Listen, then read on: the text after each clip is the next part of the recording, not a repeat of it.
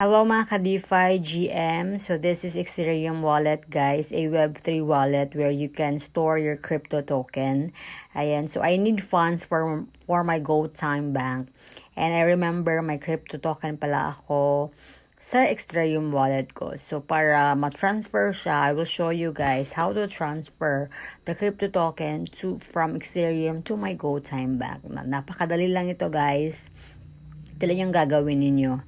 Ayan. So, for example, I will transfer 5 USD from Ethereum wallet and then, of course, may gas fee siya na 15 pesos and then, ayan, mag-read siya ng password mo and then, scan mo lang sa GoTime Bank and a few seconds, ayan, processing payment and then, done.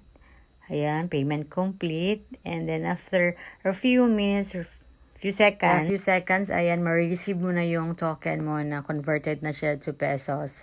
Ayan, so 284 na yung 5 USD ko, diba? Napakadali lang.